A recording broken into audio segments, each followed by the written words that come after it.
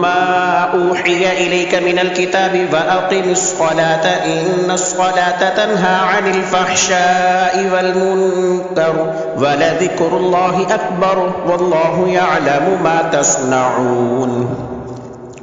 ولا تجادلوا أهل الكتاب إلا بالتي هي أحسن إلا الذين ظلموا منهم فقولوا آمنا بالذي أنزل إلينا وأنزل إليكم فإلهنا وإلهكم واحد ونحن له مسلمون وكذلك أنزلنا إليك الكتاب فالذين آتيناهم الكتاب يؤمنون به ومن هؤلاء من يؤمن به وما يجحد بآياتنا إلا الكافرون وما كنت تتلو من قبله من كتاب ولا تخطه بيمينك إذا لارتاب المبطلون بل هو آيات بينات في صدور الذين أوتوا العلم وما يجحد بآياتنا إلا الظالمون وقالوا لولا أنزل عليه آيات من ربه قل إنما الآيات عند الله وإنما أنا نذير مبين أولم يكفهم أنا أنزلنا عليك الكتاب يتلى عليهم إن في ذلك لرحمة وذكرى لقوم يؤمنون قل كفى بالله بيني وبينكم شهيدا يعلم ما في السماوات والأرض والذين آمنوا بالباطل وكفروا بالله أولئك هم الخاسرون ويستعجلونك بالعذاب ولولا أجل مسمى لجاءهم العذاب وليأتينهم بغتة وهم لا يشعرون يستعجلونك بالعذاب وإن جهنم لمحيطة بالكافرين يوم يغشاهم العذاب من فوقهم ومن تحت أرجلهم فيقول ذوقوا ما كنتم تعملون يا عبادي الذين آمنوا إن أرضي واسعة فإياي فاعبدون كل نفس ذائقة الموت ثم إلينا ترجعون والذين آمنوا وعملوا الصالحات لنبوئنهم من الجنة غرفا تجري من تحتها الأنهار خالدين فيها نعم أجر العاملين الذين صبروا وعلى ربهم يتوكلون وكأي من دابة لا تحمل رزقها الله يرزقها وإياكم وهو السميع العليم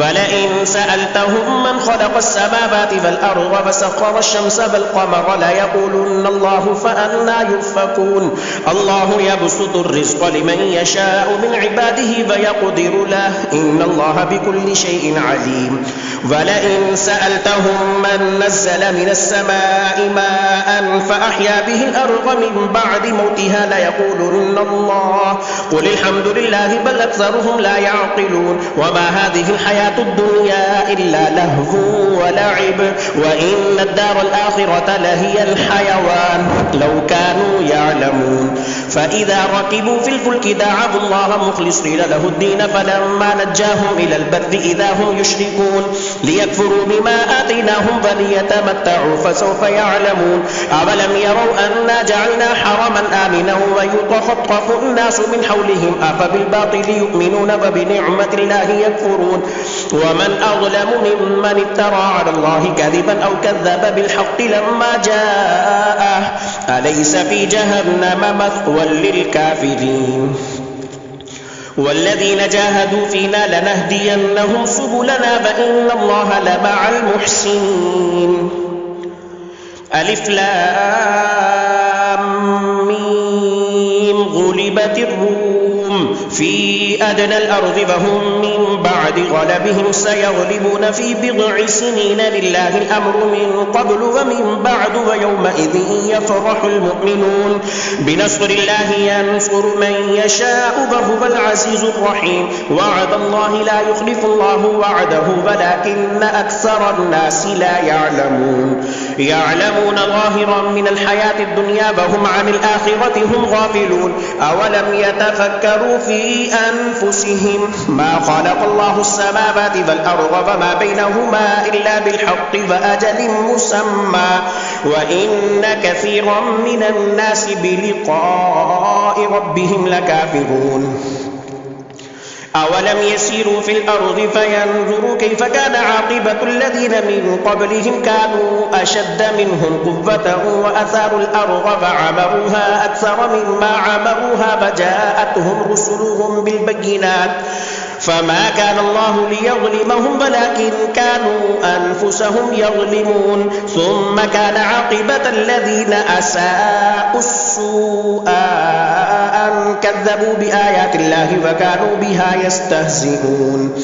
الله يبدأ الخلق ثم يعيده ثم إليه ترجعون فيوم تقوم الساعة يبلس المجرمون ولم يكن لهم من شركائهم شفعاء فكانوا بشركائهم كافرين ويوم تقوم الساعة يومئذ يتفرقون فأما الذين آمنوا وعملوا الصالحات فهم في روضة يحبرون وأما الذين كفروا فكذبوا بآياتنا بلقاء الآخرة فأولئك في العذاب محضرون فسبحان الله حين تمسون وحين تصبحون وله الحمد في السماوات والأرض وعشيا وحين تظهرون يخرج الحي من الميت فيخرج الميت من الحي فيحيي الأرض بعد موتها وكذلك تخرجون ومن آياته أن خلقكم من تراب ثم إذا أنتم بشر تنتشرون ومن آياته أن خلق لكم من أنفسكم أزواجا لتسكنوا إليها وجعل بينكم مودة ورحمة إن في ذلك لآيات لقوم يتفكرون ومن آياته خلق السماوات والأرض واختلاف ألسنتكم وألبانكم إن في ذلك لآيات للعالمين ومن آياته منامكم بالليل والنهار وابتغاؤكم من فضله إن في ذلك لآيات لقوم يسمعون ومن آياته يريكم البرق خوفا وطمعا وينزل من السماء ماء فيحيي به الأرض بعد موتها إن في ذلك لآيات لقوم يعقلون ومن آياته أن تقوم السماء والأرض بأمره ثم إذا دعاكم دعوة من الأرض إذا أنتم تخرجون وله من في السماوات والأرض كل له قانتون وهو الذي يبدأ الخلق ثم يعيده وهو أهون عليه وله المثل الأعلى في السماوات والأرض وهو العزيز الحكيم ضرب لكم مثلا من أنفسكم هل لكم مما ملكت أيمانكم من شركاء فيما رزقناكم فأنتم فيه سواء تخافونهم كخيفتكم أنفسكم كذلك نفصل الآيات لقوم يعقلون بل اتبع الذين ظلموا أهواءهم بغير علم فمن يهدي من أضل الله وما لهم من ناصرين فأقم وجهك للدين حنيفا فطرة الله التي فطر الناس عليها لا تبديل لخلق الله ذلك الدين القيم ولكن أكثر الناس لا يعلمون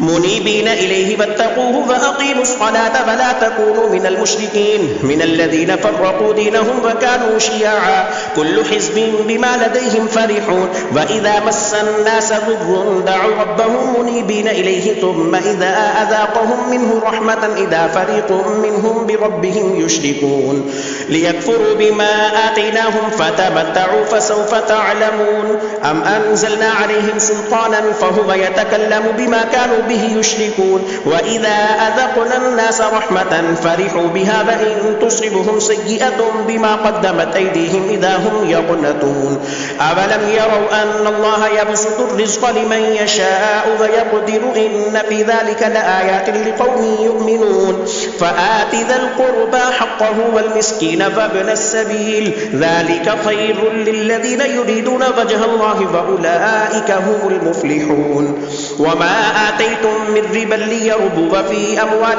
الناس فلا يربو عند الله وما آتيتم من زكاة تريدون وجه الله فأولئك هم المضعفون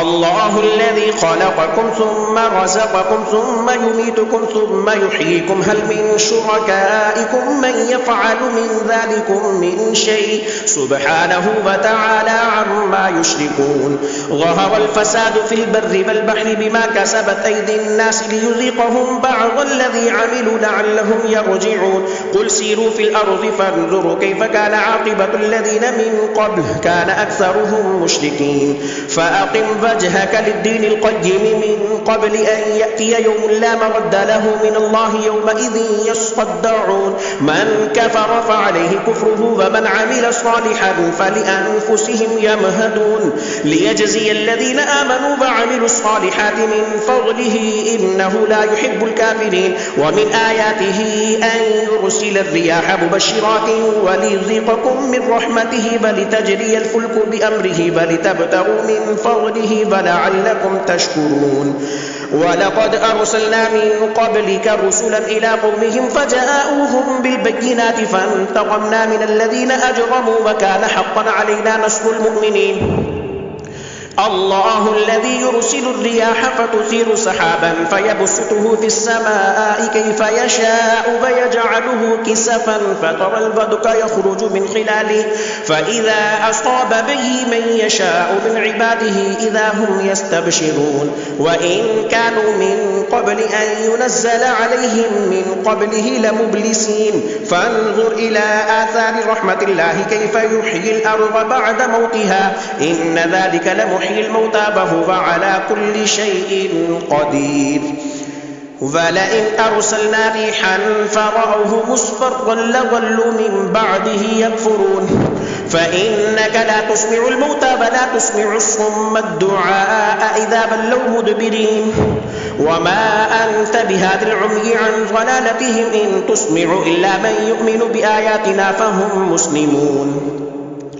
الله الذي خلقكم من ضعف ثم جعل من بعد ضعف قوة ثم جعل من بعد قوة ضعفا وشيبة يخلق ما يشاء وهو العليم القدير ويوم تقوم الساعة يقسم المجرمون ما لبثوا غير ساعة كذلك كانوا يؤفكون وقال الذين أوتوا العلم والإيمان لقد لبثتم في كتاب الله إلى يوم البعث فهذا يوم البعث ولكنكم كنتم لا تعلمون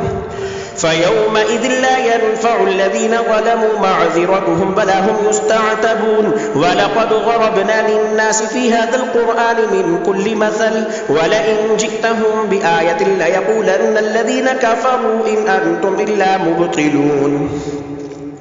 كذلك يطبع الله على قلوب الذين لا يعلمون فاصبر إن وعد الله حق ولا يستخفنك الذين لا يوقنون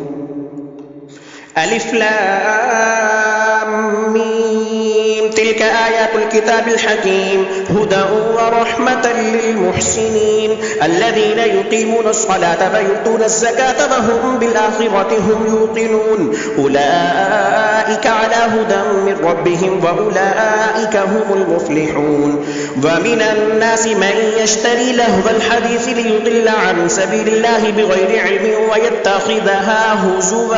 أولئك لهم عذاب مهين وإذا تتلى عليه آياتنا بلى مستكبرا كأن لم يسمعها كأن في أذنيه بقرا فبشره بعذاب أليم إن الذين آمنوا وعملوا الصالحات لهم جنات النعيم خالدين فيها بعد الله حقا وهو العزيز الحكيم خلق السماوات بغير عمد ترونها فألقى في الأرض رواسي أن تميد بكم وبث فيها من كل دابة وأنزلنا من السماء ماء فأنبتنا فيها من كل زوج كريم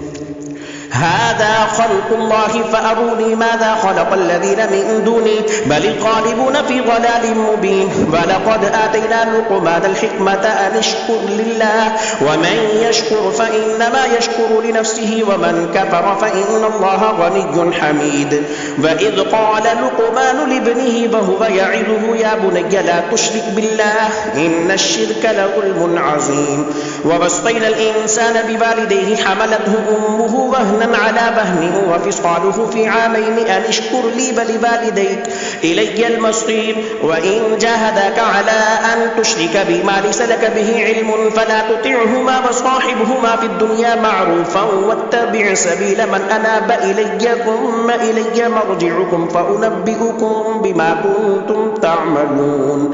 يا بني إنها إن تك مثقال حبة من خردل فتكن في صخرة أو في السماوات أو في الأرض يأتي بها الله إن الله لطيف خبير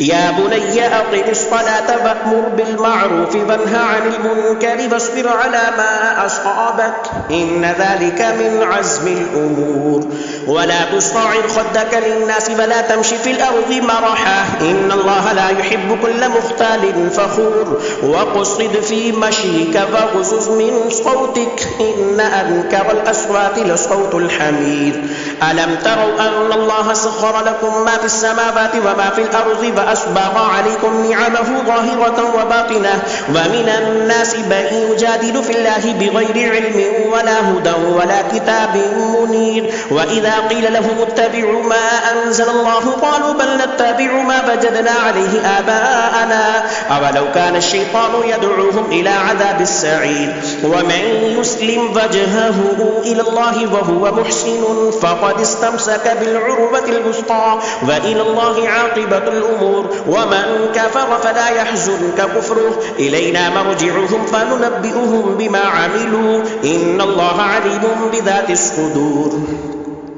نمتعهم قليلا ثم نضطرهم إلى عذاب غليظ ولئن سألتهم من خلق السماوات والأرض ليقولن الله قل الحمد لله بل أكثرهم لا يعلمون لله ما في السماوات والأرض إن الله هو الغني الحميد ولو أن ما في الأرض من شجرة أقلام والبحر يمده من بعده 7 أبحر ما نفدت كلمات الله إن الله عزيز حكيم ما خلقكم ولا بعثكم إلا كنفس واحدة إن الله سميع بصير ألم تر أن الله يولج الليل في النهار ويولج النهار في الليل وسخر الشمس والقمر كل يجري إلى أجل مسمى وأن الله بما تعملون خبير ذلك بأن الله هو الحق وأن ما يدعون من دونه الباطل وأن الله هو العلي الكبير ألم تر أن الفلك تجري في البحر بنعمة الله ليريكم من آياته إن في ذلك لآيات لكل صبار شكور وإذا غشيهم موج كالظلل دعوا الله مخلصين له الدين فلما نجاهم إلى البر فمنهم مقتصد وما يجحد بآياتنا إلا كل ختار كفور يا أيها الناس اتقوا ربكم واخشوا يوما لا يجزي والد عن ولده ولا مولود هو جاز عن والده شيئا إن وعد الله حق فلا تغرنكم الحياة الدنيا ولا يغرنكم بالله الغرور إن الله عنده علم الساعة وينزل الغيث ويعلم ما في الأرحام وما تدري نفس ماذا تكسب غدا وما تدري نفس بأي أرض تموت إن الله عليم خبير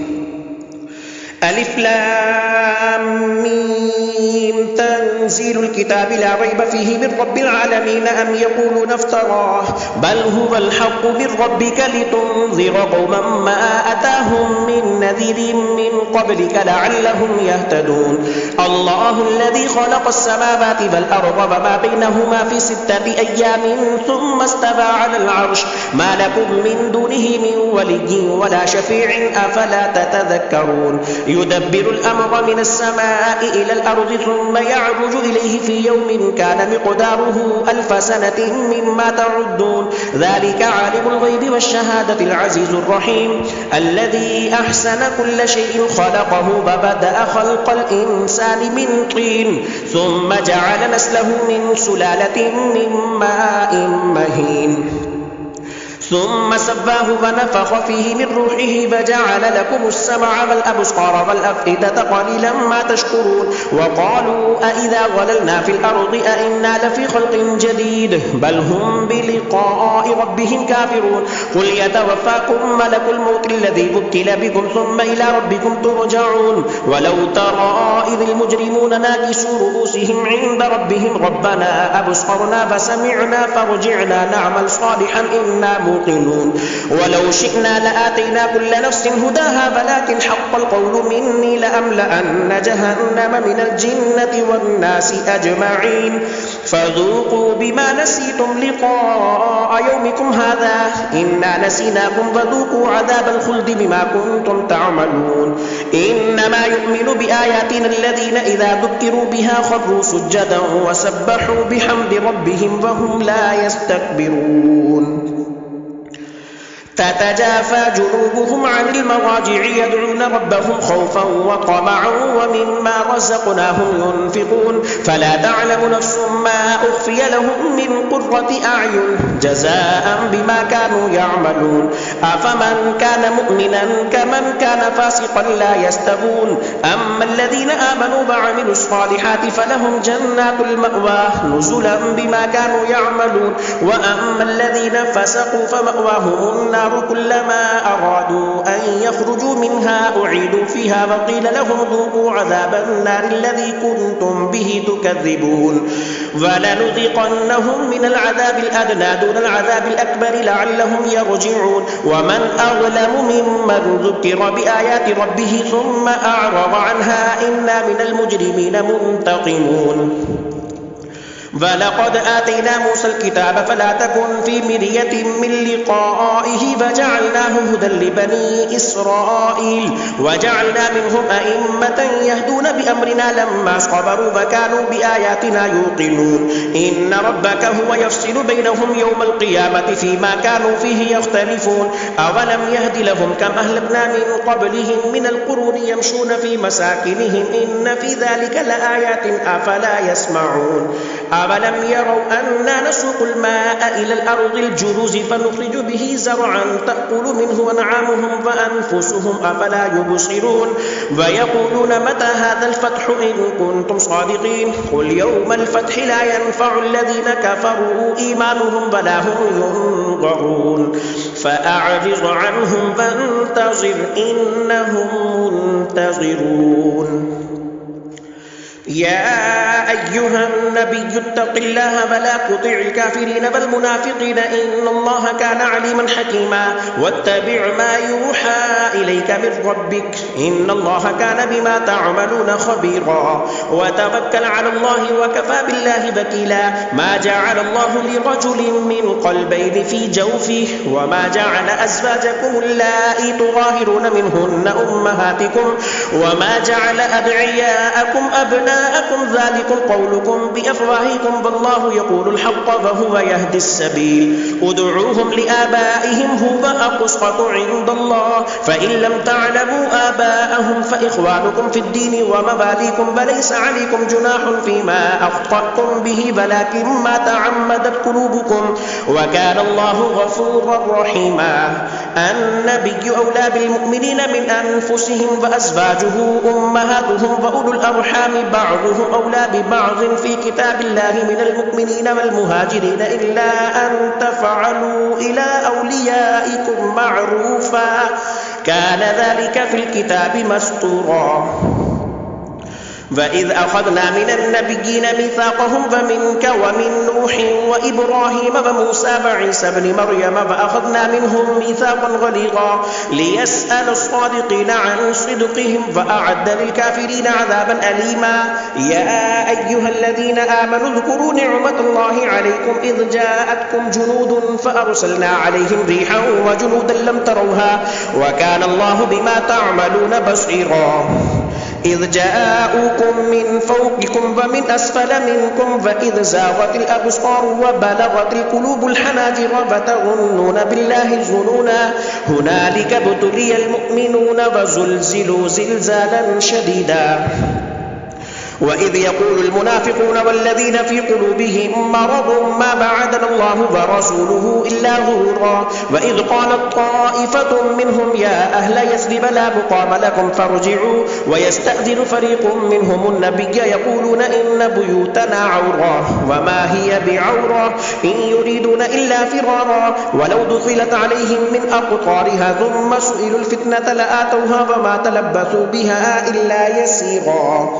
ولقد كانوا عاهدوا الله من قبل لا يولون الأدبار وكان عهد الله مسؤولا قل لن ينفعكم الفرار إن فررتم من الموت أو القتل فإذا لا تمتعون إلا قليلا قل من ذا الذي يعصمكم من الله إن أراد بكم سوءا أو أراد بكم رحمة ولا يجدون لهم من دون الله وليا ولا نصيرا